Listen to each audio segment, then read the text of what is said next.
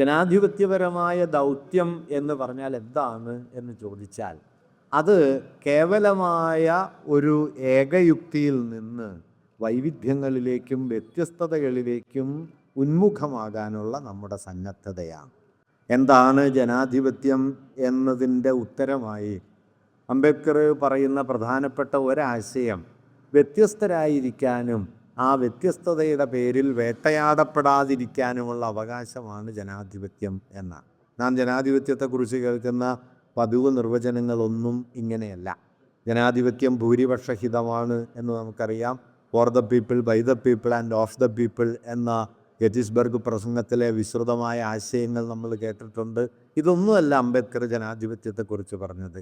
വ്യത്യസ്തരായിരിക്കാനും ആ വ്യത്യസ്തതയുടെ പേരിൽ വേട്ടയാടപ്പെടാതിരിക്കാനുമുള്ള അവകാശമാണ്.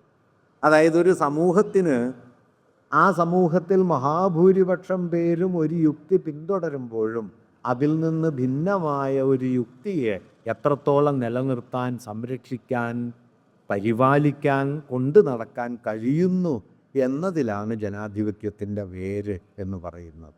നിർഭാഗ്യവശാൽ ജനാധിപത്യത്തിൻ്റെ അടിസ്ഥാന യുക്തിയെ ഉപേക്ഷിച്ച് ജനാധിപത്യം എന്നത് ഭൂരിപക്ഷഹിതമാണ് എന്ന വളരെ അപകടകരമായ, തീർത്തും തെറ്റായ ഒരു ആശയത്തെയാണ് നാം പലപ്പോഴും ജനാധിപത്യമായി മനസ്സിലാക്കുന്നത്. ഭൂരിപക്ഷ ഹിതപരിശോധന ജനാധിപത്യത്തിൽ നടക്കാറുണ്ട്. അത് ജനാധിപത്യപരമായ ഭരണനിർവഹണത്തിനൊരു സംവിധാനം രൂപപ്പെടുത്താൻ വേണ്ടിയുള്ള ഒരു പ്രായോഗിക കാര്യപരിപാടിയാണ്. ഒരു ഗവൺമെൻറ് വേണം. ആ ഗവൺമെൻറ് എങ്ങനെ തിരഞ്ഞെടുക്കും? അങ്ങനെ തിരഞ്ഞെടുക്കാനുള്ളൊരു വഴിയാണ് ഭൂരിപക്ഷം പേർ പിന്തുണയ്ക്കുന്നതാരോ അവരാണ് ഭരിക്കേണ്ടത് എന്ന യുക്തി. അതല്ലാതെ ഭൂരിപക്ഷത്തിൻ്റെ തീരുമാനമാണ് ശരി, ഒരേയൊരു ശരി, അതുമാത്രമേ നിലനിൽക്കേണ്ടതുള്ളൂ എന്ന് നാം ഈ ജനാധിപത്യം എന്ന സങ്കല്പത്തെ മാറ്റിയാൽ, എപ്പോൾ മാറ്റാൻ തുടങ്ങുന്നോ അപ്പോൾ ജനാധിപത്യത്തിൻ്റെ മറവിൽ വേര് പിടിക്കുന്നത് ഫാഷിസമാണ്. വാസ്തവത്തിൽ ജനാധിപത്യത്തിനുള്ളിൽ ഫാഷിസത്തിൻ്റെ ഒരു വലിയ സാധ്യതയുണ്ട്. പണ്ട് വിജയമാഷ് പറയുന്നൊരു വാക്യമുണ്ട്, ജനാധിപത്യത്തിനുള്ളിൽ ഫാസിസത്തിനൊരു മുറിയുണ്ട് എന്ന്. ഫാസിസത്തിനൊരു മുറിയുണ്ട്. ആ മുറി ഏതെന്ന് വെച്ച് കഴിഞ്ഞാൽ ജനാധിപത്യത്തെ കേവല ഭൂരിപക്ഷമായി ചുരുക്കി കാണല. 100-99 പേർ ഒരഭിപ്രായം വച്ച് പുലർത്തുന്നു, ഒരാൾ വ്യത്യസ്തമായ അഭിപ്രായം പുലർത്തുന്നു, അയാളെ പുറന്തള്ളുകയോ ഇല്ലാതാക്കുകയോ കൊന്നൊടുക്കുകയോ ഒക്കെ ചെയ്യുന്നു എങ്കിൽ അതിൻ്റെ പേര് സംശയരഹിതമായും ഫാസിസം എന്നാണ്.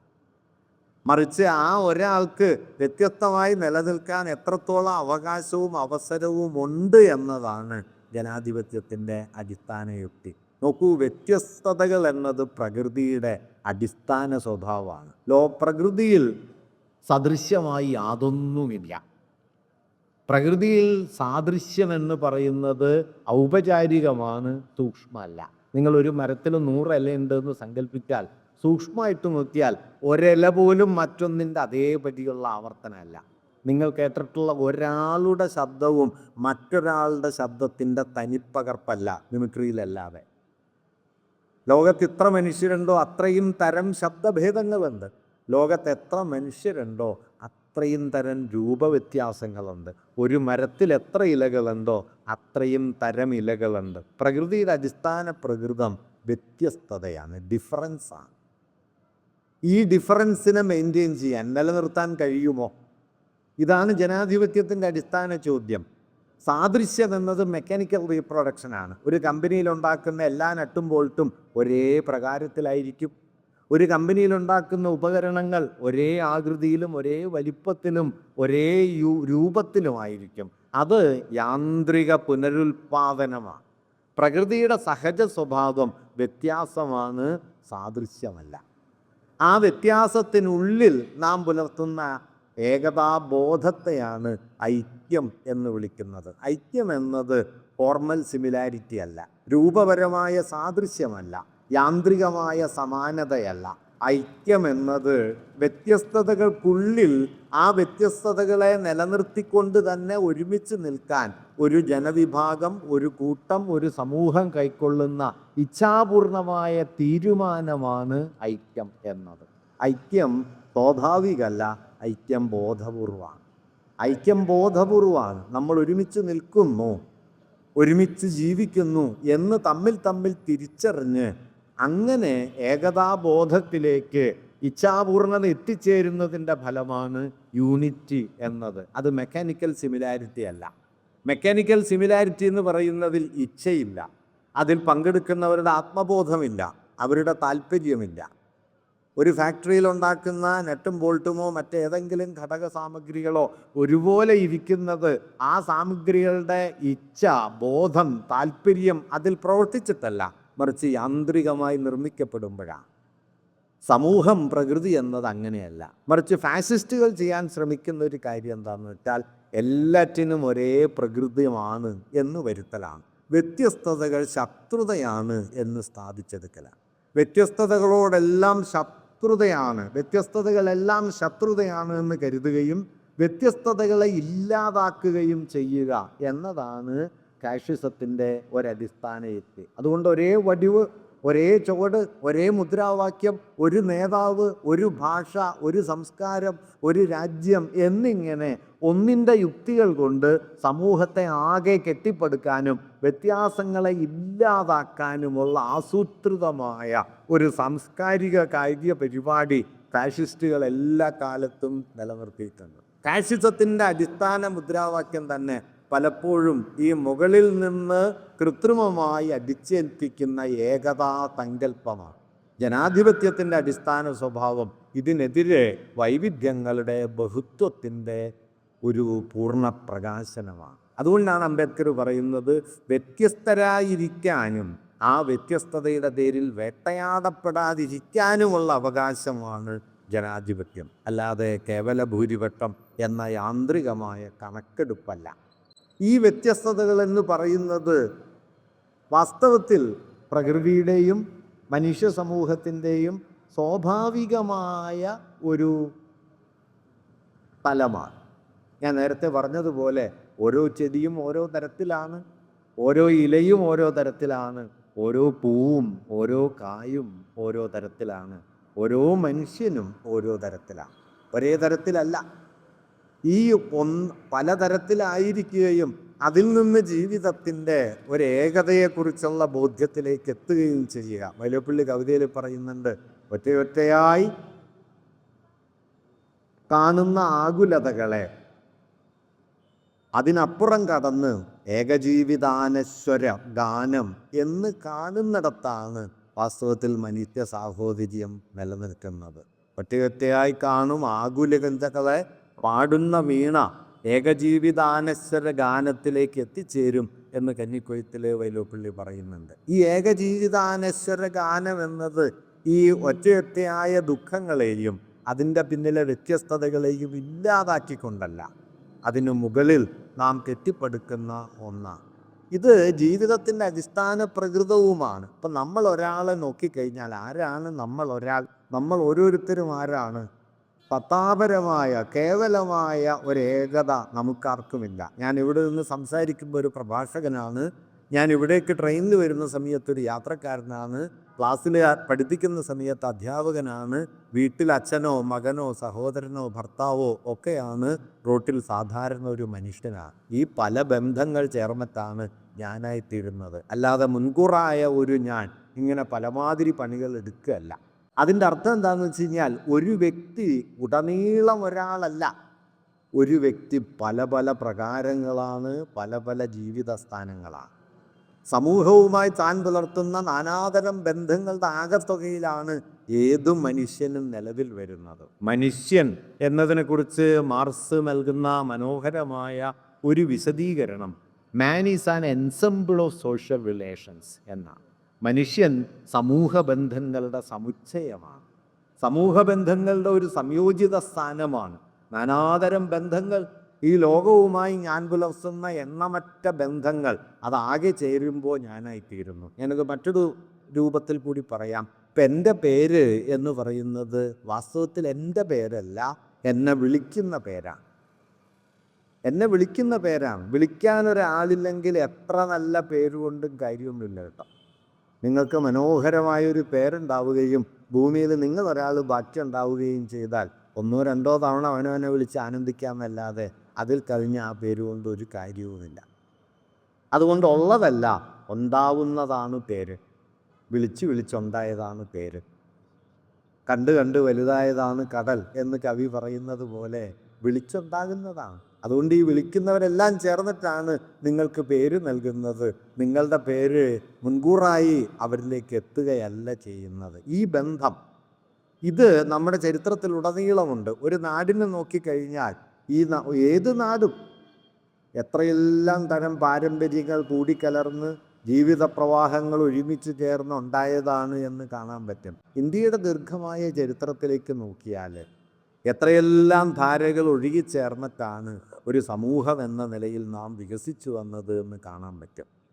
ഇന്ത്യ ചരിത്രത്തിൻ്റെ ഏറ്റവും ആദ്യത്തെ നാഗരികതയുടെ അടിസ്ഥാനമായി നാം കരുതുന്ന ഇൻഡസ് വാലി തന്നെ രൂപപ്പെട്ടത് സ്റ്റെപ്പി മേഖലകളിൽ നിന്ന് മധ്യേഷ്യയ്ക്ക് അപ്പുറത്തു നിന്ന് ഇന്ത്യയിലേക്ക് ക്രിസ്തുവിനും 6000 കൊല്ലം മുമ്പോ മറ്റോ കുടിയേറി തുടങ്ങിയ കാർഷിക സമൂഹമാണ് പിൽക്കാലത്ത് ഇൻഡസ് വാലി കെട്ടിപ്പടുത്തത്. അതിനുശേഷം എത്രയെല്ലാം കുടിയേറ്റങ്ങൾ നടന്നു. വാസ്തവത്തിൽ ലോക ജനതയെ സംബന്ധിച്ച് ഏറ്റവും അടിസ്ഥാനപരമായത് എന്താണ് എന്ന് ചോദിച്ചാൽ അത് കുടിയേറ്റമാണ് എന്ന് പറയാം. കുടിയേറ്റങ്ങളുടെ ചരിത്രമാണ് മനുഷ്യവംശത്തിൻ്റെ ചരിത്രം. ആഫ്രിക്കയിൽ നിന്ന് 2 വർഷങ്ങൾക്ക് മുമ്പ് ഹോമോസാപ്പിയൻ എന്ന് വിളിക്കുന്ന ആദിമമായ മനുഷ്യവംശത്തിൻ്റെ ആദ്യ രൂപങ്ങളിൽപ്പെട്ട ചിലർ യാത്ര പുറപ്പെടുകയും അവർ ലോകത്തിൻ്റെ പല കോണുകളിൽ എത്തിച്ചേരുകയും ഔട്ട് ഓഫ് ആഫ്രിക്ക എന്ന തിസീസ് വഴി ഇന്ന് ലോകത്തിൻ്റെ എല്ലാ പ്രദേശങ്ങളിലും പാർക്കുന്ന നാനാതരം നരവംശ വിഭാഗങ്ങളായി അവർ മാറിത്തീരുകയും ചെയ്തു. ആക്ലോയിഡുകൾ, മംഗളോയിഡുകൾ, നീഗ്രോയിഡുകൾ, പ്രോട്ടോ ആസ്ലോയിഡുകൾ, അവ തമ്മിലുള്ള കലർപ്പുകൾ, ഇതൊക്കെ ഇങ്ങനെ രൂപാന്തരപ്പെട്ടു വന്നതാണ്. അതിൽ ചിലർ ഇവിടെ വന്നു. അവർക്ക് ഇൻഡസ് വാലിക്ക് പിന്നാലെ ആര്യന്മാർ വന്നു. ആര്യന്മാർ ഇന്ത്യയിൽ വന്ന് ഉത്തര ഭാരതത്തിൽ ഗംഗാതടത്തിലൊക്കെ അവരുടേതായ പുതിയൊരു ജീവിതക്രമം കെട്ടിപ്പടുത്തു, പഴയതിനെ തള്ളി മാറ്റിക്കൊണ്ട്. അങ്ങനെ വേദങ്ങളും ഉപനിഷത്തുകളും ഇതിഹാസങ്ങളും പുരാണപാഠങ്ങളും ഒക്കെ ഉണ്ടായി. അതിന് പിന്നാലെ ബുദ്ധമതമുണ്ടായി. അതിന് പിന്നാലെ ബുദ്ധമതം ക്ഷീണിതമായ സമയത്ത് വേറെ ഒരുപാട് സംഘങ്ങൾ, ശാകന്മാർ, കുശാനന്മാർ, ഇൻഡോപാർഥിയന്മാർ, ബാക്ട്രിയൻ ഗ്രീസുകാർ എന്നിങ്ങനെ എണ്ണിപ്പറയാവുന്ന തുർക്കികൾ, മുഗളന്മാർ, ഇവരൊക്കെ വരുന്നു. ഇവരൊക്കെ നമ്മുടെ നാഗരികതയിലേക്ക് ചെറുതും വലുതുമായ പലതും കൊണ്ടുവരികയും അവയൊക്കെ കൂടിക്കലർന്ന് നമ്മുടെ ജീവിതമായി മാറുകയും ചെയ്യുന്നു. അതല്ലാതെ ലോകത്തേതെങ്കിലും ഒരു ജനസമൂഹം അവരുടെ മാത്രം പാരമ്പര്യത്തിൽ, അവരുടെ മാത്രം ബലത്തിൽ ജീവിക്കുകയുമില്ല. ഞാൻ ഏറ്റവും ലളിതമായൊരു ഉദാഹരണം കൂടി പറഞ്ഞത് അവസാനിപ്പിക്കാം. അപ്പോൾ നമ്മുടെ എല്ലാം കയ്യിൽ വാച്ചുണ്ട്. ഈ വാച്ചിൽ നമ്മൾ സമയം അളക്കുന്നത് 60 സെക്കൻഡ് ഒരു മിനിറ്റ്, 60 മിനിറ്റ് ഒരു മണിക്കൂർ, 24 മണിക്കൂർ ഒരു ദിവസം എന്നിങ്ങനെയുള്ള കാലഗണനാ രീതി വെച്ചാണ്. നിങ്ങൾ എപ്പോഴെങ്കിലും ആലോചിച്ചിട്ടോന്നറിയില്ല, എവിടെ നിന്നാണ് ഈ 60 എന്ന സംഖ്യ വന്നത്? നമ്മുടെ ഗണന സമ്പ്രദായത്തിൽ, നമ്മുടെ സംഖ്യാസമ്പ്രദായത്തിൽ 60 ഒരു ബേസിക് യൂണിറ്റ് അല്ല, ഒരു അടിസ്ഥാന സംഖ്യയല്ല. 10, 100, 1000 എന്നിങ്ങനെ പെരുകി പോകുന്നതാണ് നമ്മുടെ സംഖ്യാസമ്പ്രദായം. അതിനിടയിൽ ഈ 60-ൻ്റെയും 24-ൻ്റെയും ഒക്കെ കാലഗണനായുക്തി എവിടെ നിന്നാണ് വന്നത്? പുതുവർഷാരംഭത്തിന് മുമ്പ് അഥവാ ക്രിസ്തുവിന് മുമ്പ് 4000 വർഷങ്ങൾക്ക് മുൻപേ പ്രാചീന സുമേറിയക്കാർ രൂപപ്പെടുത്തിയ സംഖ്യാസമ്പ്രദായത്തിലെ, എണ്ണൽ സമ്പ്രദായത്തിലെ അടിസ്ഥാന സംഖ്യകളിലൊന്നാണ് 60. ഇന്നത്തെ ഇറാഖ് എന്നറിയപ്പെടുന്ന യൂഫ്രട്ടീസിനും ടൈഗ്രീസിനും ഇടയിലുള്ള താരതമ്യേന ഫലഭൂയിഷ്ടമായ കാർഷിക മേഖലയിൽ ഏറ്റവും ആദ്യം രൂപപ്പെട്ട നാഗരികതകളിലൊന്നാണ് സുമേറിയൻ നാഗരികത. അത് പുതുവർഷാരംഭത്തിന് 4000 കൊല്ലങ്ങൾക്ക് മുമ്പാണ് അവിടെ ഉണ്ടായിരുന്ന ഗണന സമ്പ്രദായത്തിലെ, സംഖ്യാസമ്പ്രദായത്തിലെ അടിസ്ഥാന യൂണിറ്റുകളിലൊന്നാണ് 60 എന്നത്. അതുകൊണ്ട് സമയം 7 മണി കഴിഞ്ഞ് 30 മിനിറ്റായി എന്ന് പറയുന്ന സമയത്ത് നാം 6500 കൊല്ലം മുമ്പ് പ്രാചീനമായ ഒരു ജനസമൂഹം രൂപപ്പെടുത്തിയ സംഖ്യാബോധത്തിൻ്റെ തുടർച്ചയിലാണ് ഇപ്പോൾ നിൽക്കുന്നത് എന്നുകൂടി അതിനർത്ഥമുണ്ട്. ഏതിലും കളമെഴുത്തിനെ കുറിച്ച് പറയുമ്പോൾ കേസരി ബാലകൃഷ്ണപിള്ള പറയുന്ന രസമുള്ളൊരു നിരീക്ഷണം എന്താണെന്ന് വെച്ചാൽ, നമ്മുടെ കളമെഴുത്തിലെ രേഖാ സമ്പ്രദായം പ്രാചീന പേർഷ്യക്കാരുടെ ഭൂഭാഗ ചിത്രണ രീതിയിൽ നിന്ന് വികസിച്ചു വന്നതാണ്.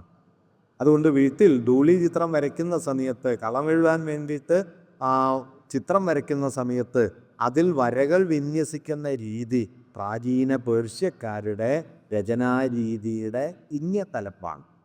നമ്മളിവിടെ ഒരു തദ്ദേശീയ ദൈവത്തെ കാളിയെ വരയ്ക്കുന്നു, ദാരികനെ വരയ്ക്കുന്നു, അതുപോലെ എന്തെങ്കിലും വരയ്ക്കുന്നു. പക്ഷേ വരയുടെ സമ്പ്രദായം 5000 കൊല്ലം മുമ്പ് പേർഷ്യക്കാരുണ്ടാക്കിയെടുത്ത ഒരു രചനാ സമ്പ്രദായത്തിൻ്റെ തുടർച്ചയാണ്. എല്ലാറ്റിലും ഈ പങ്കുവയ്പ്പുണ്ട്. ഇതിൻ്റെ വിശദാംശങ്ങൾ എത്രയെങ്കിലും പറയാം, ഞാനത് മുതിരുന്നില്ല. കലയിലാകട്ടെ ഭാഷയിലാകട്ടെ, ഇപ്പോൾ നമ്മൾ മലയാളം സംസാരിക്കുന്നു എന്ന് പറയുന്നു. നിങ്ങൾ മലയാളം സംസാരിക്കുന്നു എന്ന് പറയുമ്പോൾ എത്ര ഭാഷകളിലെ പദങ്ങളാണ് ഉപയോഗിക്കുന്നത്? മലയാള ഭാഷയിലെ കുറേ പദങ്ങൾ, സംസ്കൃതത്തിലെ കുറേ പദങ്ങൾ, ഇംഗ്ലീഷ് ഭാഷയിലെ കുറേ പദങ്ങൾ, പോർച്ചുഗീസിലെയും ഡച്ചിലെയും ലത്തീൻ ഭാഷയിലെയും ഒക്കെ പദങ്ങൾ ഉപയോഗിച്ചിട്ടാണ് നമ്മൾ മലയാളം പറയുന്നത്. ജനലെന്നും വാതിലെന്നും വരാന്തയെന്നും മേശയെന്നും കസേരയെന്നും ഒക്കെ പറയുന്ന സമയത്ത് നാം പോർച്ചുഗീസ് പദങ്ങൾ ഉപയോഗിക്കുന്നു. കാറെന്നും ബസ്സെന്നും പറയുന്ന സമയത്ത്, ലൈറ്റെന്ന് പറയുന്ന സമയത്ത്, സ്വിച്ച് എന്ന് പറയുന്ന സമയത്ത് നാം ഇംഗ്ലീഷ് വാക്കുകൾ ഉപയോഗിക്കുന്നു. പിതാവെന്നും മാതാവെന്നും സൂര്യനെന്നും ചന്ദ്രനെന്നും പറയുമ്പോൾ നാം സംസ്കൃത വാക്കുകൾ ഉപയോഗിക്കുന്നു. ഇങ്ങനെ എത്രയെങ്കിലും ഭാഷയിലെ പദങ്ങൾ കൂട്ടി വിളക്കിയിട്ടാണ് നാം മലയാളം പറയുന്നത്. മലയാളം ഒരു ഭാഷയുടെ പേരല്ല, എത്രയോ ഭാഷകൾ കലർന്നുണ്ടായ ഒരു പങ്കുവയ്പ്പിൻ്റെ പേരാണ് മലയാളം. ഞാൻ ഒറ്റക്കൊരാളല്ല, എത്രയോ മനുഷ്യർ കൂടിക്കലർന്നുള്ളൊരു ജീവിത സ്ഥാനമാണ് ഞാൻ. ഇങ്ങനെ ബഹുത്വം എന്ന് പറയുന്നത്, ബഹുസ്വരത എന്ന് പറയുന്നത് നാം ഇന്ന് കരുതുന്നത് പോലെ വ്യത്യസ്തതകൾ ഇങ്ങനെ ഔപചാരികമായി കൃത്രിമമായി തമ്മിൽ കൂടിയിണങ്ങി നിൽക്കുന്ന എന്തോ ഒരു ഏർപ്പാടാണ് ബഹുസ്വരത. അടിസ്ഥാനപരമായി ഒരു യാഥാർത്ഥ്യമേ ഉള്ളൂ എന്ന വിഡിത്തമല്ല. അങ്ങനെ നമ്മൾ കൃത്രിമമായി പുറമേ നിന്ന് കെട്ടിച്ചമച്ചുണ്ടാക്കേണ്ട ഒന്നല്ല ഒരു വ്യക്തിയിലോ ഒരു സമൂഹത്തിലോ ചരിത്രത്തിലോ നാം കാണുന്ന ബഹുത്വം. അതാ യാഥാർത്ഥ്യത്തിൻ്റെ അടിസ്ഥാന സ്വഭാവമാണ്. എന്നിൽ എന്തൊക്കെയുണ്ട്? മനുഷ്യവംശത്തിൻ്റെ ജനിതക ചരിത്രമുണ്ട്. അതുമുതൽ ഞാൻ ജീവിക്കുന്ന പ്രദേശം, ഞാൻ ജനിച്ച കാലം, മാതാപിതാക്കൾ, ജാതി, മതം, സമൂഹം, ഭാഷ, ആചാരങ്ങൾ, ഇങ്ങനെ എന്തെല്ലാം ഘടകങ്ങൾ കൂടിയിണങ്ങിയിട്ടാണ് ഞാനൊരാളായിട്ട് ഇവിടെ നിൽക്കുന്നത്. അതെല്ലാം ഞാൻ തിരിച്ചറിയണമെന്നൊന്നുമില്ല, പക്ഷേ ഇവയെല്ലാം എന്നിലുണ്ട്. അതുകൊണ്ട് ഒരാളെന്ന് പറയുന്നത് ഒരാളല്ല, ഒരു ദേശം എന്ന് പറയുന്നത് ഒരു ദേശമല്ല, ഒരു ഭാഷ എന്ന് പറയുന്നത് ഒരു ഭാഷയല്ല, ഒരു സംസ്കാരം എന്ന് പറയുന്നത് ഒരു സംസ്കാരമല്ല. പലതുകളിങ്ങനെ കലർന്ന് പിൽക്കാലത്ത് ഒന്നായി നാം അനുഭവിക്കുന്നു എന്ന് മാത്രമേ ഉള്ളൂ. അത് രൂപപ്പെട്ടത് പുറപ്പെട്ടത് ഒരിടത്തു നിന്നല്ല, അത് എത്തിച്ചേരാൻ പോകുന്നതും ഒരിടത്തല്ല. കേരളത്തിലെ ഏറ്റവും വലിയ ബഹുസ്വരതയുടെ ചിന്തകൻ കൂടിയായിരുന്ന കേസരി ബാലകൃഷ്ണപിള്ള പറയുന്ന മനോഹരമായ ഒരു നിരീക്ഷണമുണ്ട്. അദ്ദേഹം പറയുന്നത്, ഐതിഹ്യങ്ങളുടെ തോണിയിൽ കയറി സഞ്ചരിച്ചാൽ അത് നിങ്ങളുടെ കടവിൽ അടുക്കുന്നതിന് മുമ്പ് പല കടവുകളിലും അടുത്തിരുന്നു എന്ന് കാണാൻ കഴിയും. ഒരൈതിഹ്യവും നിങ്ങളുടെയല്ല. ബലരാമൻ ഹെർക്കുലീസിനെ പോലെ നദിയെ വഴിമാറ്റി ഒഴുക്കിയ ഒരു ബലരാമനുണ്ട്. കാൽമടമ്പിൽ അമ്പേറ്റ് മരിച്ച ശ്രീകൃഷ്ണനെ പോലെ കാൽമടമ്പിൽ അമ്പേറ്റ് മുറിവ് കൊണ്ട് മരിച്ച അക്കിലസ് ഉണ്ട്. ഉച്ചവരെ കല്ലുരുട്ടി മുകളിൽ കയറ്റി ഉച്ചയ്ക്ക് താഴേക്ക് ഉരുട്ടിക്കളയുന്ന നാറാണത്ത് ഭ്രാന്തനെ പോലെ ഒരു ഭ്രാന്തൻ ഗ്രീക്ക് പുരാണത്തിലുണ്ട്. മകനെ ഉളിയെറിഞ്ഞു കൊന്ന ഒരാശാരിയെ യവന കഥകളിൽ നമുക്ക് കാണാൻ കഴിയും. അതുകൊണ്ട് നമ്മുടേതെന്ന് നാം കരുതുന്നതിലൊന്നും വാസ്തവത്തിൽ അങ്ങനെ നമ്മുടേതല്ല, പങ്കുവയ്പ്പിൽ വന്നു കിട്ടിയതാണ്. ഈ പങ്കുവയ്പ്പ്, അതുകൊണ്ടാണ് ഞാൻ പറഞ്ഞത് ബഹുസ്വരത എന്ന് പറയുന്നത് കൃത്രിമമായി നാം ആലോചിച്ചുണ്ടാക്കുന്ന ഒരു വൈവിധ്യബോധമല്ല, മറിച്ച് ഏകതയെ സാധ്യമാക്കുന്നത് തന്നെ ഈ ബഹുസ്വരതയാണ്. ഒരുപക്ഷെ ലോകത്തൊരു ബഹുസ്വര ജനസമൂഹം എന്ന നിലയിൽ ഏറ്റവും വൈവിധ്യപൂർണമായ പാരമ്പര്യം, ഭാഷ, സംസ്കാരം, ജീവിതക്രമങ്ങൾ, ഭക്ഷണ രീതികൾ, വസ്ത്രധാരണ രീതികൾ, ഇതൊക്കെ കൊണ്ടു നടക്കുന്ന ഏറ്റവും വിപുലമായ ജനസമൂഹമാണ് ഇന്ത്യയിലുള്ളത്. കാരണം ലോകത്തെല്ലാ മതങ്ങളും ഇവിടെ പ്രവർത്തിച്ചു. ഹിന്ദുമതം, ബുദ്ധമതം, ജൈനമതം, ഇസ്ലാം, ക്രിസ്ത്യാനിറ്റി, സിഖ് മതം, പാഴ്സി മതം, ബഹായി മതം അടക്കം യഹൂദമതം ഒക്കെ ഇവിടെ ജീവിച്ചു. അവരൊക്കെ നമ്മുടെ ജീവിത പരിസരങ്ങളിൽ പലതും അവശേഷിപ്പിച്ചു. പല കാലങ്ങളിൽ വന്നതും പോയതുമായി അതെല്ലാം കൂടിക്കലർന്നു. അതിൻ്റെ ആകത്തുകയിൽ നാം ഇപ്പം ജീവിക്കുന്നു. ഒരുപക്ഷെ ലോകത്തെ ഏതെങ്കിലും ഒരു ഭൂപ്രദേശത്ത് 8 or 9 മതങ്ങൾ ഇതുപോലെ കൂടിക്കലർന്ന ചരിത്രം കാണാൻ പ്രയാസമാണ്.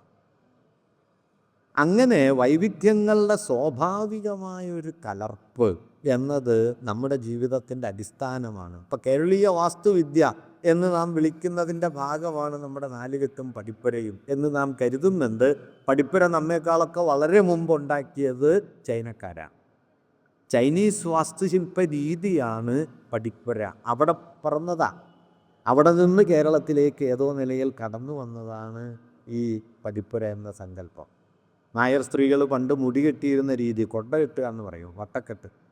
ആ കൊണ്ടകെട്ട് സമ്പ്രദായം ചൈനീസ് കേശാലങ്കാര പദ്ധതിയാണ്. ഇന്ന് തിരുവാതിര കളിക്കുമ്പോൾ അങ്ങനെ മുടി കെട്ടിയിട്ട് കളിക്കുക. അപ്പോൾ തിരുവാതിരയിൽ ഒരു ചൈനീസ് കണക്ഷൻ ഉണ്ടെന്നാണ് അതിൻ്റെ അർത്ഥം. കളിക്കണവരറിയണമെന്നില്ല, പക്ഷേ ഉണ്ട്. നാം വാച്ച് നോക്കുമ്പോൾ സുമേറിയൻ പാരമ്പര്യം ഉണ്ടെന്ന് പറയുന്നത് പോലെ നാം തിരുവാതിര കളിക്കുമ്പോൾ ഒരു ചൈനീസ് പാരമ്പര്യമുണ്ട്. നാം ഭക്ഷണം കഴിക്കുമ്പോൾ എവിടെ നിന്നെല്ലാം വന്നു ചേർന്ന വിഭവങ്ങൾ. നമ്മളിപ്പോൾ കുഴിമന്തി കഴിക്കുന്നു, പൊറോട്ട കഴിക്കുന്നു, എന്താ പറയുക, നമ്മൾ ബിരിയാണി കഴിക്കുന്നു. ഇപ്പോൾ മലയാളിയുടെ ദേശീയ ഭക്ഷണം തന്നെ പൊറോട്ടയായി കഴിഞ്ഞു. മറ്റേത് ഭക്ഷണത്തെക്കാളും മലയാളിയുടെ ആരോഗ്യ സംരക്ഷണത്തിൽ കഴിഞ്ഞ കുറേ കാലമായിട്ട് ഏറ്റവും ശക്തമായി നിൽക്കുന്നത് പൊറോട്ടയാണ്. അതുകൊണ്ട് എന്താണ് കേരളീയത, എന്താണ് മലയാളിത്തം എന്നൊക്കെ ചോദിച്ചാൽ ഏതെല്ലാമോ കാലങ്ങളിൽ എവിടെ നിന്നെല്ലാമോ വന്നു ചേർന്ന വിഭവങ്ങളും ജീവിത രീതികളും ഒക്കെ ചേർന്നുണ്ടായ ഒരു ഒത്തുകൂടലിൻ്റെ പേരാണ് കേരളീയത. അല്ലാതെ നമ്മുടെ പഞ്ചായത്തിൽ മാത്രമായിട്ട് പറന്നിവിടെ മാത്രം നിൽക്കുന്ന ഒരു കാര്യവും ഇല്ല. ഈ വിവേകത്തെയാണ് നാം വളരെ ലളിതമായി ബഹുസ്വരത എന്ന് പറയുന്നത്. നിർഭാഗ്യവശാൽ അത്തരം ഒരു പങ്കുവയ്പ്പിൻ്റെ ചരിത്രത്തെ മറച്ചു പിടിക്കാനും ഞാൻ നേരത്തെ പറഞ്ഞ ഫാസിസ്റ്റുകളുടെ ഒരു ഏകതാ സങ്കല്പത്തെ 5000 കൊല്ലമായി നിലനിൽക്കുന്ന ഭാരതീയ സംസ്കാരം എന്നെല്ലാമുള്ള എടുത്താൽ പൊങ്ങാത്ത വമ്പിച്ച നുണകളെ നമ്മുടെ പൊതുബോധത്തിൽ അടിച്ചേൽപ്പിക്കാനും ഫാസിസ്റ്റുകൾക്ക് ഇന്ന് വലിയ തോതിൽ കഴിഞ്ഞിട്ടുണ്ട്. പണ്ട് ബാബറി മസ്ജിദ് പൊളിച്ചതിന് പിന്നാലെ അഴീക്കോട് മാഷ് തൃശ്ശൂർ ഒരു പ്രഭാഷണ പരമ്പര 7 ദിവസത്തെ പ്രഭാഷണ പരമ്പര സംഘടിപ്പിക്കുകയുണ്ടായി. അതിൻ്റെ പേര് ഭാരതീയത എന്നായിരുന്നു. ആ പ്രഭാഷണ പരമ്പരയുടെ ആദ്യത്തെ ദിവസം മാഷ് ഒരു ഉദാഹരണം പോലെ പറഞ്ഞത്, ഈ ബഹുസ്വരതയെക്കുറിച്ച് പറയുമ്പോൾ അദ്ദേഹം പറഞ്ഞൊരു കാര്യം, ഇന്ത്യയിൽ 5 മഹാചക്രവർത്തിമാരാണ് ഉണ്ടായത്. ആ മഹാചക്രവർത്തിമാരിൽ ആദ്യത്തെ ആൾ ജൈന മതക്കാരനാണ്, ചന്ദ്രഗുപ്ത മൗര്യൻ. പിന്നാലെ 2 പേർ ബൗദ്ധരാണ്, ഒന്ന് അശോകനും മറ്റൊന്ന് ഹർഷവർദ്ധനൻ. ഈ ബൗദ്ധ ചക്രവർത്തിമാരുടെ പേരൊക്കെ ശ്രദ്ധിച്ചാലൊരു മനോഹാരിതയുണ്ട്. അശോകൻ എന്നാണ്, ശോകമില്ല. ഹർഷവർദ്ധനൻ, ആനന്ദം വർദ്ധിപ്പിക്കുന്നവൻ എന്നാണ് അതിൻ്റെ പേര്. 2 പേര് ബൗദ്ധരാണ്. ഒരാൾ ഹിന്ദുവാണ്, വിക്രമാദിത്യൻ, ഗുപ്ത രാജവംശത്തിലെ ചന്ദ്രഗുപ്ത വിക്രമാദിത്യൻ. ഒരാൾ മുസൽമാനാണ്, അക്ബർ. എന്നിട്ട് മാഷ് പറയുക, അതുകൊണ്ട് കണക്ക് പറഞ്ഞാൽ ഹിന്ദുക്കൾ 5-1 കണക്കേ പറയാൻ പാടുള്ളൂ. പക്ഷേ ഇപ്പം 5-5 കണക്കും പറയുന്ന കാലമാണ്. 5-1 കണക്കേ പറഞ്ഞുകൂടാ. 5 മഹാചക്രവർത്തിമാരിൽ 2 ബൗദ്ധൻ, 1 ജൈനൻ, 1 മുസൽമാൻ, 1 ഹിന്ദു എന്നതാണ് ഇന്ത്യ ഉണ്ടാക്കിയ ഒരു വലിയ പാരമ്പര്യത്തിലേക്ക് തിരിഞ്ഞു നോക്കിയാൽ നിങ്ങൾക്ക് കാണാൻ കഴിയുക. അതുകൊണ്ട് ബഹുത്വം എന്ന് പറയുന്നത് നമ്മുടെ സഹജപ്രകൃതമാണ് എന്ന് അദ്ദേഹം ആ ഉദാഹരണത്തിലൂടെ പറഞ്ഞു തുടങ്ങുന്നുണ്ട്. ഇതുപോലെ മറ്റു ഉദാഹരണങ്ങൾ പറയാം. ഞാൻ അതിനൊന്നും മുതിരുന്നില്ല. ഒരു കാര്യം കൂടി പറഞ്ഞ് ഞാൻ അവസാനിപ്പിക്കാം. നമ്മുടെ ഭരണഘടനയുടെ 1-ാമത്തെ ആർട്ടിക്കിൾ തുടങ്ങുന്നത് ഈ വൈവിധ്യത്തെ ഇന്ത്യയുടെ അടിസ്ഥാനമാക്കി ഉറപ്പിച്ചുകൊണ്ടാണ്. India, that is Bharat, shall be a union of states. India അഥവാ ഭാരതം സംസ്ഥാനങ്ങളുടെ ഒരു യൂണിയനായിരിക്കും എന്നതാണ് ഇന്ത്യൻ ഭരണഘടനയുടെ ആദ്യത്തെ ആർട്ടിക്കിൾ. അതിൻ്റെ അർത്ഥം എന്തെന്ന് വെച്ചാൽ, ഒറ്റ ഭാഷ കൊണ്ടോ ഒറ്റ മതം കൊണ്ടോ ഒറ്റ സംസ്കാരം കൊണ്ടോ അതിമധ്യാന്ത പൊരുത്തത്തോടെ കെട്ടിപ്പടുക്കപ്പെട്ട ഒരേക സമൂഹമല്ല ഇന്ത്യ എന്നും, പല ഭാഷകൾ, പല ജീവിതക്രമങ്ങൾ, പല മതങ്ങൾ, പല പാരമ്പര്യങ്ങൾ, അവയെ മറികടക്കുന്ന ഒരു ബോധപൂർവമായ രാഷ്ട്രീയ ഇച്ഛ, അതിൻ്റെ മുകളിലുണ്ടാകുന്ന ഐക്യം, അതാണ് ഇന്ത്യ എന്നുമാണ് ഇതിൻ്റെ അർത്ഥം. അതല്ലാതെ ഏകമാനമായൊരു സംസ്കാരം 5000-ഓ 10000-ഓ കൊല്ലം മുമ്പ് തുടങ്ങിയ ഒരു പാരമ്പര്യം ഒറ്റ വഴിക്ക് ഇങ്ങനെ വികസിച്ചു വന്ന് ദാ ഇവിടെ വരെ എത്തി നിൽക്കുന്നു എന്ന മട്ടിലുള്ള ഹിന്ദുത്വത്തിൻ്റെയും ഫാഷിസ്റ്റുകളുടെയും ഒക്കെ യുക്തി നമ്മുടെ ചരിത്രവുമായി, നമ്മുടെ പാരമ്പര്യവുമായി, നമ്മുടെ ദേശീയതാ സങ്കല്പവുമായി, നമ്മുടെ രാഷ്ട്രവുമായി യാതൊരു ബന്ധവുമില്ലാത്തതാണ്. അടിമുടി കൃത്രിമമാണ്. അത് അടിച്ചേൽപ്പിക്കപ്പെടുന്ന ഏകതയുടെ മറവച്ചു വരുന്ന ഏകാധിപത്യത്തിൻ്റെ യുക്തിയാണ്. അതുകൊണ്ട് വൈവിധ്യങ്ങൾ എന്ന് പറയുന്നത്, അതിനെ നിലനിർത്തുക എന്ന് പറയുന്നത്, ലളിതമായി പറഞ്ഞാൽ നാം നാമായി നിലനിൽക്കുക എന്നതിൻ്റെ ഉദാഹരണമാണ്. അതിലേക്കുള്ള വഴിയാണ്. നാം നാമായിട്ട് നിലനിൽക്കണമെങ്കിൽ ഞാൻ ധരിക്കുന്ന ഈ വസ്ത്രം, നിങ്ങൾ ധരിക്കുന്ന വസ്ത്രം എന്നൊക്കെ പറയുന്നത് നമ്മളായിട്ടുണ്ടാക്കിയതല്ല, ഏതെല്ലാമോ വസ്ത്രരീതികൾ കൂടിക്കലർന്നതാണ്. ഇപ്പോൾ കുർത്തയും അതുപോലെ തന്നെ കാൽമടമ്പോട് ചേർന്ന് കിടക്കുന്ന പൈജാമയും പോലുള്ള വസ്ത്രരൂപം ഇന്ന് ചുരിദാറായിട്ടും ഞാൻ ധരിക്കുന്ന ജുബ്ബയായിട്ടുമൊക്കെ ഇന്ത്യയിൽ ഏറ്റവും കൂടുതൽ ആളുകൾ ധരിക്കുന്ന വസ്ത്രരീതി അതാണ്. അത് ഈരോ പാർട്ടിയന്മാർ എന്ന് വിളിക്കുന്ന ഒരു ജനവിഭാഗം ഇന്ത്യയിലേക്ക് കുടിയേറിയ സമയത്ത് അവരിലൂടെ ഇന്ത്യയിലെത്തിയ വസ്ത്രമാണ്, ഒട്ടുമേ ഭാരതീയല്ല. 2000 കൊല്ലങ്ങൾക്ക് അപ്പുറം ഇന്ത്യോ പാർട്ടിയന്മാരുടെ കുടിയേറലിൻ്റെ സമയത്ത് അവർ കൊണ്ടുവന്ന വസ്ത്രധാരണ രീതിയാണ് ഞാൻ ഈ ധരിക്കുന്ന കുർത്ത, നിങ്ങൾ ധരിക്കുന്ന ചുരിദാർ. അതുകൊണ്ട് ഞാനൊരു കുർത്ത ധരിക്കുന്ന സമയത്ത് വാസ്തവത്തിൽ ഞാൻ ബഹുത്വത്തിൻ്റെ ഭാഷയിൽ വസ്ത്രമണിയുന്നു എന്ന് പറയാം. ഞാൻ ഭക്ഷണം കഴിക്കുമ്പോൾ, ഞാൻ സമയം നോക്കുമ്പോൾ, ഞാൻ ആരാധിക്കുമ്പോൾ, ഞാൻ സ്വപ്നം കാണുമ്പോൾ, ഞാൻ ഏതെങ്കിലും ഒരു ഭാഷ സംസാരിക്കുമ്പോൾ ഒക്കെ ഞാൻ പലതായി ജീവിക്കുന്നു. അങ്ങനെ പലതായുള്ള നമ്മുടെ ജീവിതം എന്നത് നമ്മുടെ ജീവിതത്തിൻ്റെ ആധാരതത്വമാണ്. ആ ആധാരതത്വത്തെ മറച്ചു പിടിച്ച് കൃത്രിമമായ ഏകതയെ ഉയർത്തിക്കൊണ്ടുവരാൻ ശ്രമിച്ച് ആ ഏകതയുടെ ഉടമാവകാശികൾ തങ്ങളാണ് എന്ന് വാദിച്ച് അതിൻ്റെ മുകളിൽ രാഷ്ട്രീയ അധികാരം കൈയാളുന്ന പണിയാണ് ഫാസിസ്റ്റുകൾ ഇന്ത്യയിൽ ചെയ്തുകൊണ്ടിരിക്കുന്നത്. അതുകൊണ്ട് ബഹുത്വത്തിന് വേണ്ടിയുള്ള സമരം, ബഹുസ്വരതയ്ക്ക് വേണ്ടിയുള്ള സമരം എന്നത് വാസ്തവത്തിൽ നാമായി നിലനിൽക്കാൻ വേണ്ടിയുള്ള പരിശ്രമത്തിൻ്റെ ഭാഗമാണ്.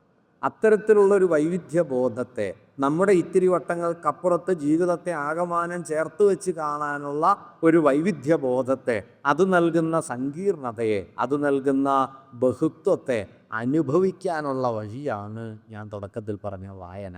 ഒരു നോവല് നിങ്ങളെ ഈ വൈവിധ്യത്തിലേക്ക് കൊണ്ടുപോകും. നിങ്ങൾ ജീവിച്ച ജീവിതത്തിനപ്പുറം സ്നേഹമുണ്ടെന്ന്, നിങ്ങൾ സ്നേഹിച്ച രീതിക്കപ്പുറം സ്നേഹമുണ്ട് എന്ന് ഒരു നോവൽ നിങ്ങളോട് പറയും.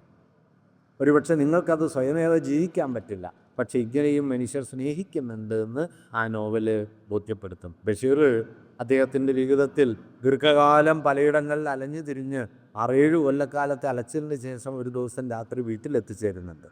വാതിൽക്ക തട്ടി വിളിക്കുന്നു, ഉമ്മ വാതിൽ തുറക്കുന്നു. വാതിൽ തുറന്ന് മകനെ കണ്ടിട്ട് ഉമ്മ ബഷീറിനോട് പറയും, നീയായിരുന്നോ ചോറ് വിളമ്പി വെച്ചിട്ടുണ്ട്, കഴിച്ചിട്ട് കിടക്ക് എന്ന് പറയും. അപ്പോൾ ബഷീർ അത്ഭുതത്തോടെ ചോദിക്കും, ഞാൻ ഇന്ന് വരുന്ന ഉമ്മ എങ്ങനെ മനസ്സിലാക്കി? അപ്പോൾ ഉമ്മ പറയുന്ന വാക്യം, ഞാൻ എന്നും വിളമ്പി വെക്കും, 7 കൊല്ലം കെട്ടം ഞാനെന്നും വിളമ്പി വെക്കും. സ്നേഹത്തിൻ്റെ പരമമായൊരു ആവിഷ്കാരത്തെ അത്ര ലഘുവായൊരു വാക്യത്തിലാണ് അത് അവസാനിപ്പിക്കുന്നത്, ഞാൻ എന്നും വിളമ്പി വെക്കും. ഇതേ ഉമ്മ തന്നെ പിന്നീടൊരു ദിവസം ബഷീറിനോട് 25 റുപ്യ വേണം എന്ന് പറയും. ബഷീറിൻ്റെ കയ്യിൽ പൈറ്റൊന്നുമില്ല.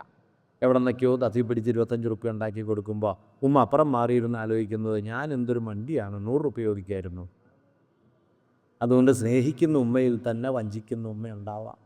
വഞ്ചന എന്നത് വാത്സല്യത്തിൻ്റെ വിപരീതം തന്നെ ആവണമെന്നില്ല, വാത്സല്യത്തിൻ്റെ ആവിഷ്കാരവുമാകാം വഞ്ചന എന്നത് നിങ്ങളോട് പറയാൻ കലക്കേ കഴിയൂ, മറ്റൊരു സാമൂഹ്യ ശാസ്ത്രത്തിനും കഴിയില്ല. ഏത് സാമൂഹ്യ സിദ്ധാന്തത്തിലും വഞ്ചന വാത്സല്യത്തിൻ്റെ വിപരീതമാണ്. പക്ഷേ ജീവിതത്തിൽ അങ്ങനെ ആവണമെന്നില്ല. വാത്സല്യം കൊണ്ടും നിങ്ങൾക്കൊരാളെ വഞ്ചിക്കാം എന്നത് ഞാൻ പറഞ്ഞു വരുന്നത്, ജീവിതത്തിൻ്റെ ഈ വൈവിധ്യത്തെക്കുറിച്ചുള്ള ബോധ്യം വളരെ പ്രധാനമാണ്. ശരിതെറ്റുകൾ കറുപ്പും വെളുപ്പമായിട്ട് അപ്പുറം ഇപ്പുറം മാറി നിൽക്കുകയല്ല, അതിൻ്റെ ഇടനിലയിൽ കൂടിക്കലരുന്ന ചാരനിറ പ്രദേശങ്ങൾ എത്രയെങ്കിലും ഉണ്ട് ജീവിതം തളർക്കുന്നത് അവിടെ വച്ചാണ്.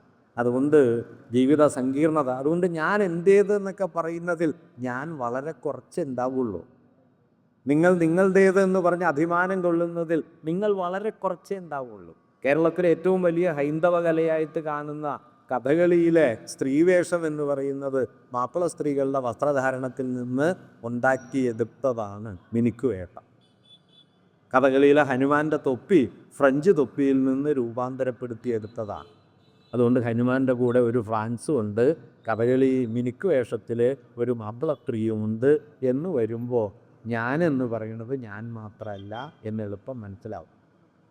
ഇത് മനസ്സിലാക്കുക എന്നുള്ളത് പ്രധാനപ്പെട്ട. ഞാൻ അതുകൊണ്ടാണ് പറയുന്നത്, ഈ വൈവിധ്യം എന്ന് പറയുന്നത് കൃത്രിമമായി നാം പടച്ചുണ്ടാക്കുന്നതല്ല, നമ്മൾ ജീവിക്കുന്ന ജീവിതമാണ്. ഞാൻ ഇടയ്ക്ക് തമാശയായിട്ട് പറയുന്ന എനിക്ക് തോന്നാറുള്ളൊരു കാര്യം, നമ്മളിപ്പോൾ കേരളീയ സദ്യ എന്ന് പറയും. പല കാലങ്ങളിലായി കേരളത്തിലേക്ക് വന്നു കയറിയ വിഭവങ്ങളും കറിക്കൂട്ടുകളും നിർമ്മാണ രീതികളും ഒക്കെ മാറ്റി വച്ചാൽ, അറബിക്കടലിൻ്റെ അപ്പുറത്ത് നിന്ന് വന്നത്, സഖ്യപർവ്വതത്തിൻ്റെ അപ്പുറത്ത് നിന്ന് വന്നത്, ഇതെല്ലാം മാറ്റിയിട്ട് നിങ്ങൾ കേരളീയ സദ്യയിലേക്ക് തിരിച്ചു നോക്കിയാൽ എന്ത് ബാക്കി ഉണ്ടാവും എന്ന് ചോദിച്ചാൽ മിക്കവാറും ആ ഇല മാത്രം ബാക്കിയുണ്ടാകും. ബാക്കിയൊക്കെ വന്നതാ. നമ്മുടെ ഭക്ഷണ രീതികൾ എത്രയെങ്കിലും വിസ്തരിക്കാം, ഞാൻ അതിലേക്ക് മുതിരുന്നില്ല. അതുകൊണ്ട് ഈ വൈവിധ്യം എന്ന് പറയുന്നത്, ഞാൻ നേരത്തെ പറഞ്ഞ ആശയം ഒന്നുകൂടി ആവർത്തിക്കട്ടെ, നാം കൃത്രിമമായി കെട്ടിച്ചമച്ചുണ്ടാക്കുന്നതല്ല. ഞാൻ ധരിക്കുന്ന വസ്ത്രമായും ഭക്ഷണമായും ഭാഷയായും സ്വപ്നമായും ദൈവങ്ങളായും ഒക്കെ മനുഷ്യവംശത്തിൻ്റെ വൈവിധ്യപൂർണമായ വിശാല ചരിത്രം എൻ്റെ ചുറ്റുമുണ്ട്. ആ വിശാല ചരിത്രത്തിലാണ് നാം ജീവിക്കുന്നത്. ആ വിശാലതയെ അനുഭവപരമായി ഉൾക്കൊള്ളാനുള്ള വഴിയാണ് കലയുടേത്.